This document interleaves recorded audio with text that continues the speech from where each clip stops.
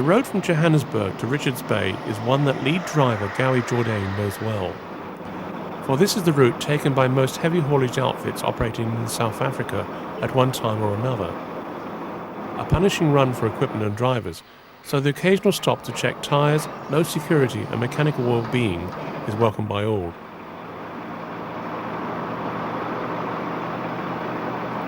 Gary drives for ROTRAN, the biggest heavy haulage company in South Africa, and the load entrusted to him and his fellow drivers on this occasion is a step-up transformer bound for Midlothian in the Lone Star state of Texas. Total gross weight of the combination, that is the three 6x6 tractor units, the French-built Nicolas trailer and the transformer itself, is in the region of 450 tonnes. Once on the move, the combined power of the three tractors, which totals an incredible 1,700 horsepower, ensures that reasonable speed is maintained at all times.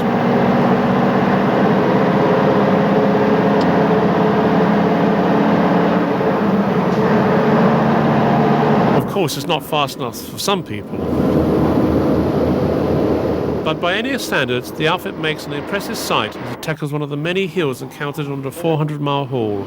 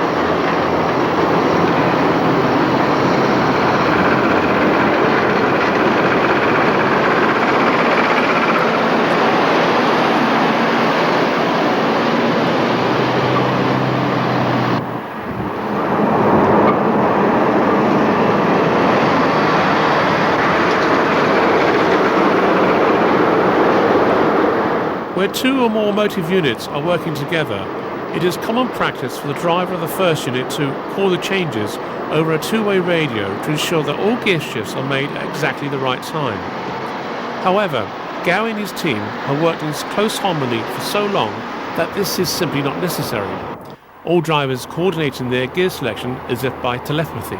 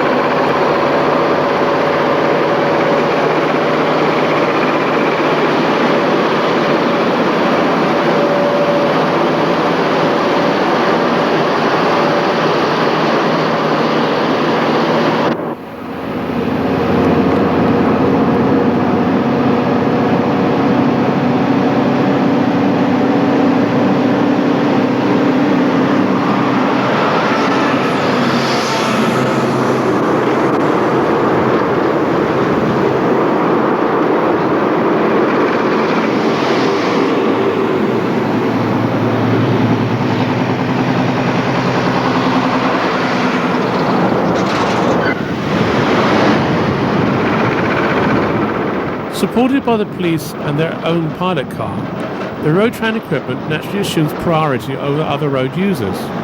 For oncoming traffic, this is not an issue since vehicles are simply directed onto the dirt shoulder.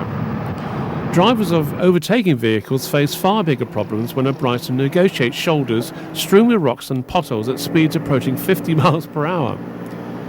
Here, a 4x4 utility vehicle is definitely the preferred option.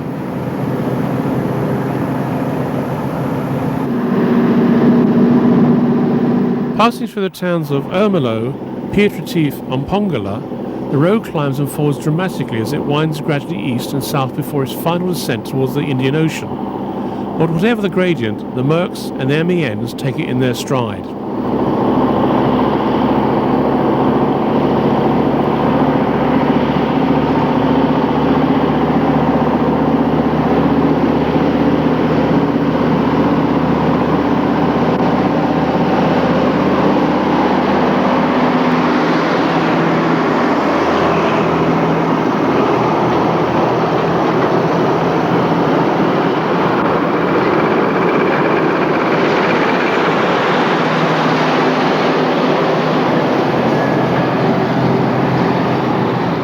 Amazingly, this type of load is considered by ROTRAN as one of the lighter moves, the really heavy hauls being left to the gigantic Canadian-built P12s sold originally to the heavy haulage division of South African railways in the 1970s. These massive highway locomotives were the biggest ever produced.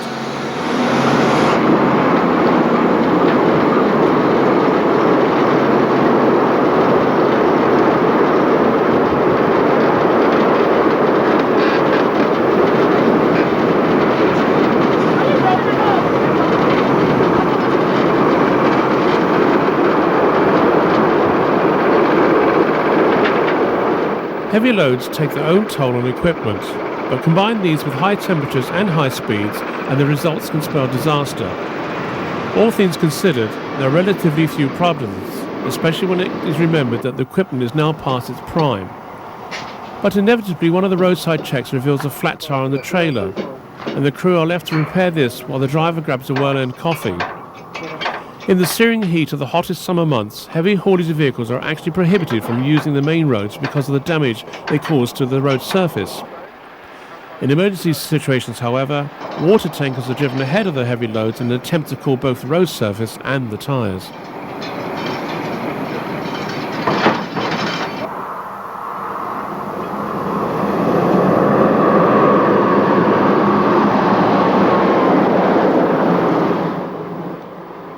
Before long, it's back on the road again, and the two MENs and the 500 horsepower Merc strap their stuff as they hustle the outfit back up to highway speed.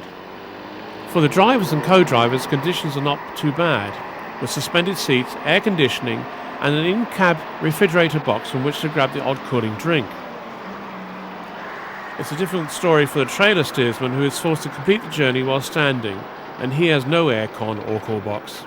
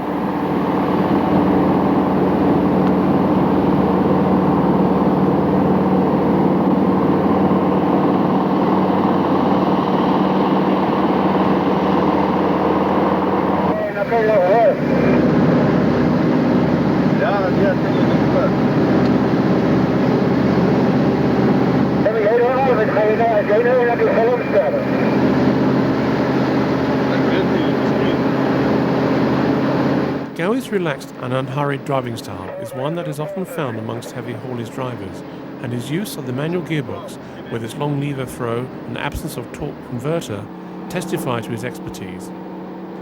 Radio chatter is often about social issues such as the latest rugby score or the price of beer, and it comes in very handy if one of the crew needs to answer the call of nature.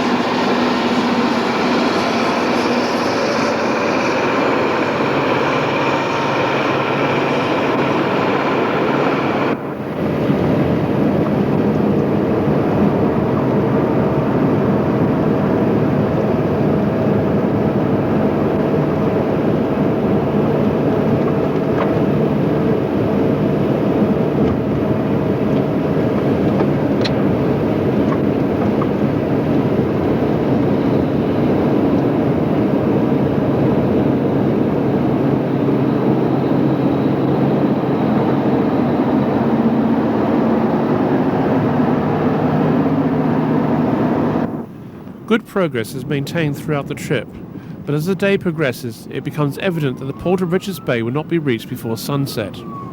Just a few little problems, such as the punctured trailer tyre and a ruptured hydraulic hose, were enough to drag the overall speed down and lose valuable minutes of daylight. As a consequence, the police has finally decided to pull the load off the road overnight in the interest of safety.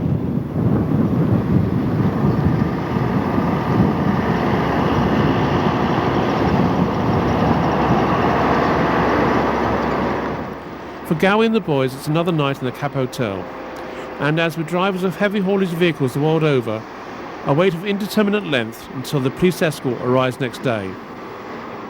Bon voyage, lads, or whatever you say in South Africa.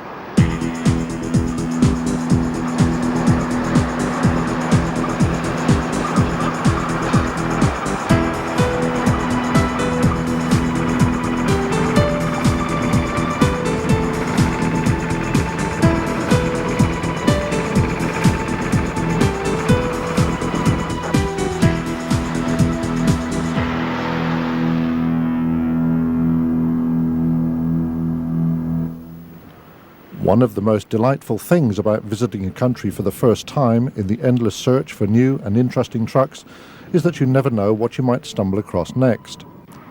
A case in point involves the unique road trains operated by UNITRANS and contracted to Richards Bay Minerals. These huge vehicles are confined to one small region of South Africa where they work on public and private roads, hauling mineral sand to the processing plant and smelter. Their existence is not widely known, even in South Africa, and needless to say, we were more than a little surprised when we encountered our first outfit just south and east of Richards Bay itself.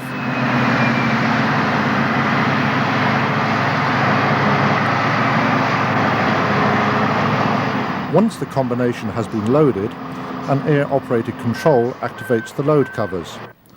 On the occasional wet day, the sand is unlikely to blow around, but it is usually hot and dry in South Africa, and under these conditions the load covers are essential.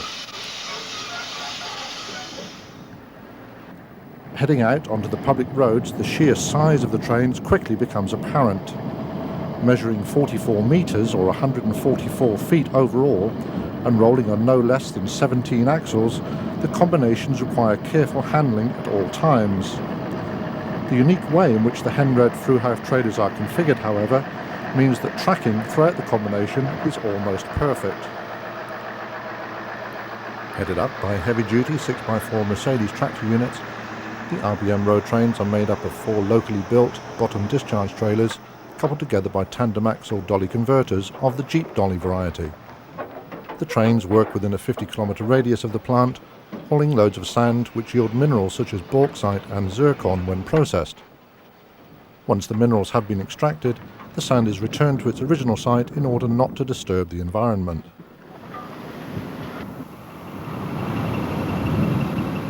Out on the road, the Mercedes copes reasonably well once up to cruising speed, but of course the slightest uphill gradient requires a whole series of rapid gear changes, and once in low range, progress is leisurely to say the least.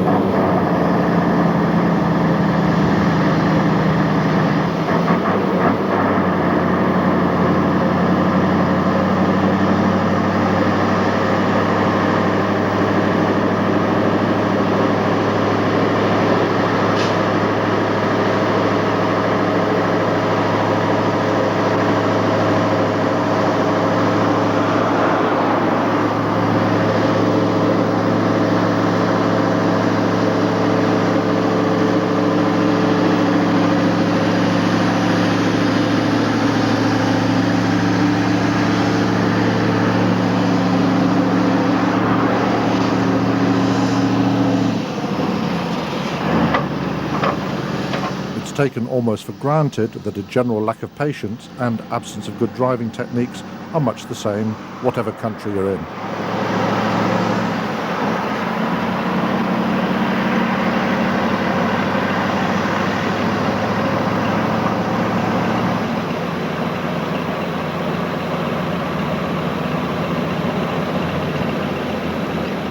Film crews, of course, are exempt from the normal rules of the road.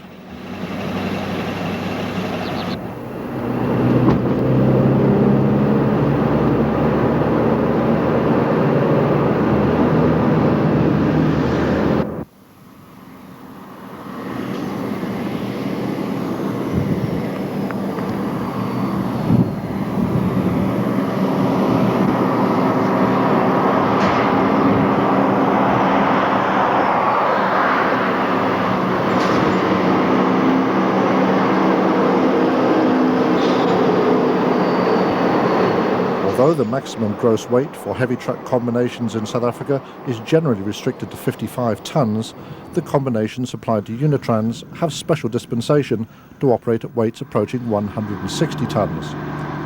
However, the equipment still has to comply with the rules controlling axle weights and groupings, and consequently the specifications have been carefully thought out to take full advantage of the prevailing regulations.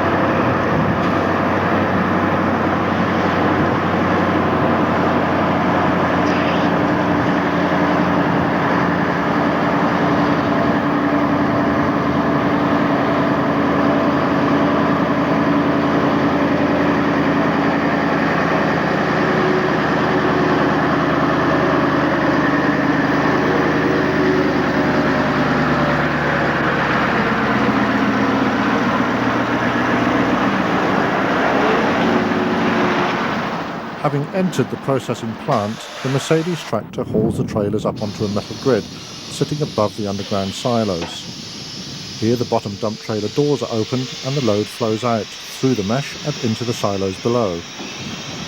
When the sand is dry, it flows easily, but when wet, it sometimes requires a little assistance in order to empty the trailer completely.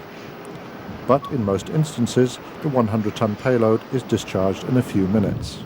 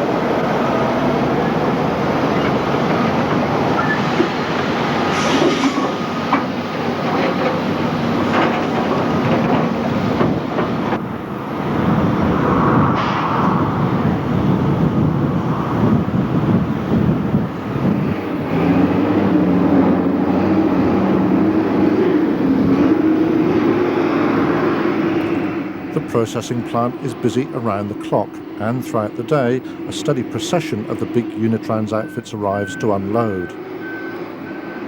8 4-trailer combinations are employed on the project, and these are driven by specially trained and qualified drivers holding the coveted Code 14 licence. This covers South Africa's largest and heaviest vehicles.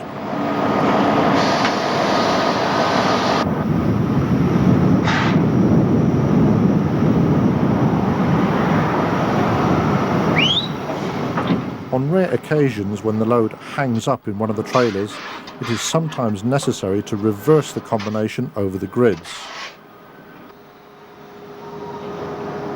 But, however skillful the driver, it is not long before one of the trailers kinks offline, and the manoeuvre is then brought to an abrupt halt.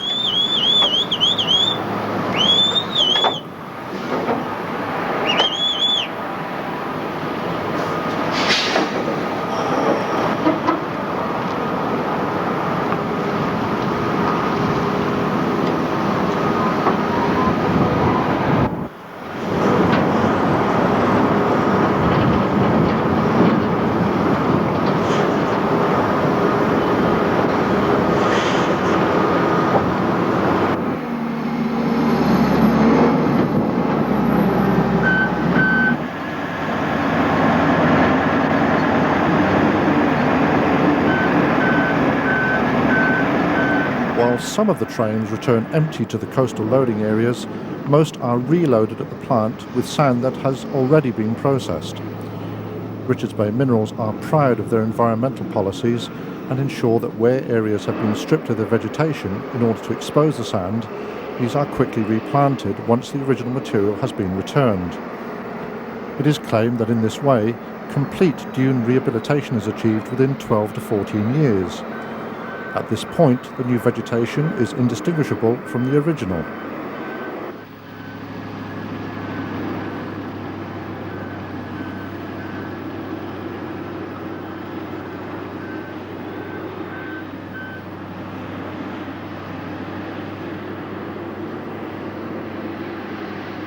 The constant arrival and departure of the road trains means that the plant and its personnel are always occupied with either unloading or reloading.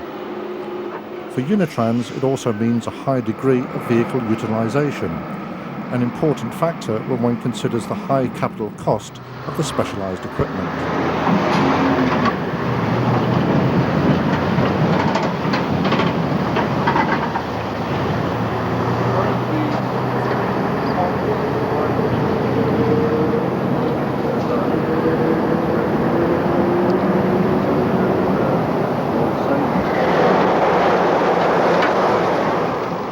As with all transport systems, new equipment is constantly being evaluated, and UNITRANS are currently experimenting with the new 3-trailer road train.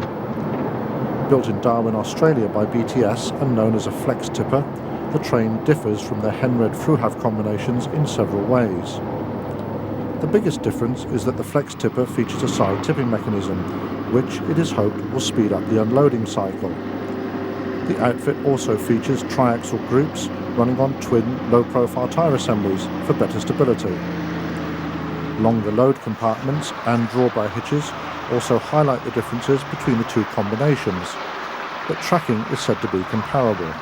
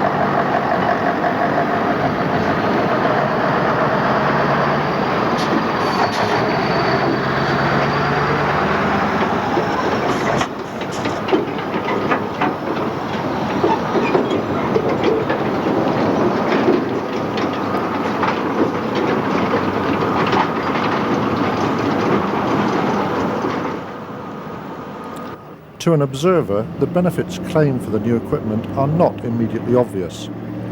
Unloading appears to be a slower process with the flex tipper, and the side tipping operation, while greatly favoured by Australian trucking companies, seems both complex and costly when compared to a simple bottom discharge method. And there can be little doubt that the complicated scissor lift arrangement to cover the loads on the flex tipper is already showing signs of wear. However, there are other considerations, such as tear weight and capital cost, which may influence any decision to buy further BTS trailers. And in the same way that the new trailers are being trialled, UNITRANS are also looking at international Navistar tractor units with more powerful 525 horsepower diesels as a possible way of improving overall efficiencies.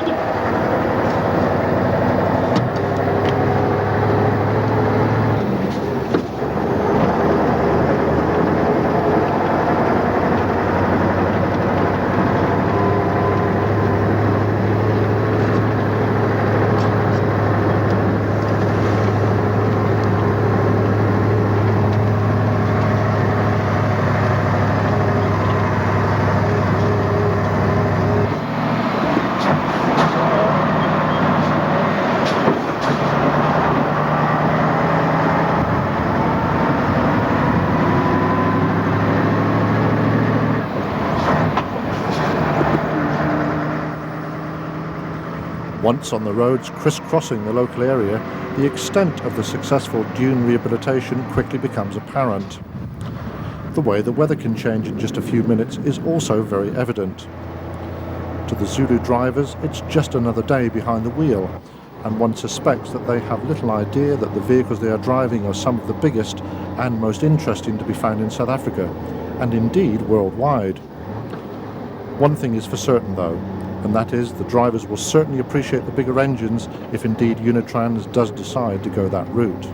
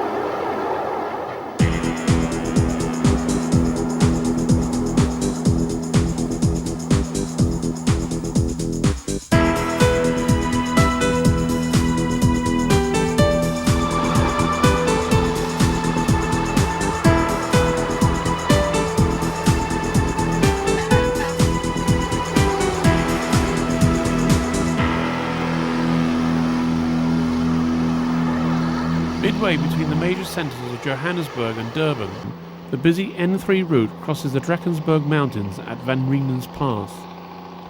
It's a spectacular place, all right, but for truck drivers it's a case of either a slow, controlled descent or a laborious uphill climb.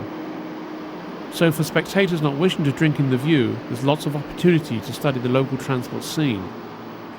For most long-distance operations, B-trains, known in South Africa as interlinks, are used, and these are sturdily constructed to cope with some of the poor road conditions encountered in neighbouring countries. South Africa's heavy trucks are sourced from both Europe and the United States, and there's a wide variety of equipment in use. Favoured European marques include MAN, Scania and Volvo, although it is Mercedes which still takes the lion's share. These days the Atros is replacing the reliable and long-serving SK series at the front end of the heaviest combinations, although many of the stalwart SKs can still be seen in service throughout the country. Before legislation permitted the use of twin-trailer combinations, single semi-trailers were used, so rather than invest in expensive new trailer sets, many tanker operators simply added a tow hitch to the rear of existing semi-trailers and then hooked up a short pup trailer behind. This resulted in a useful increase in payload with minimal capital outlay. This practice was not restricted to tanker trailers, but is also found in other operations.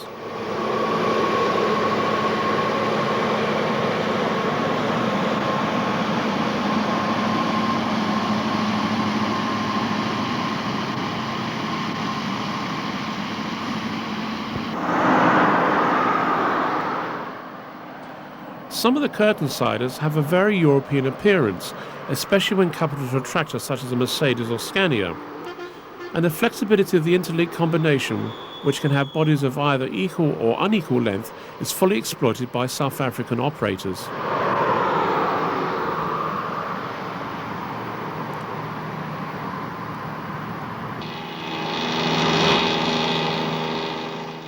Of the American manufacturers represented, International Navistar is the big player.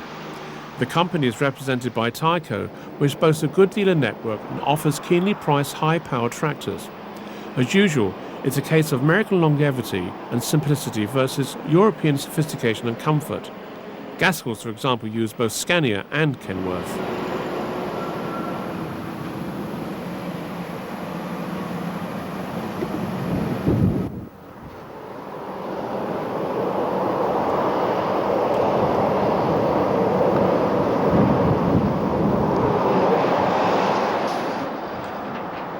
South Africa has no heavy-duty trucks of its own, although trailer manufacture is big business.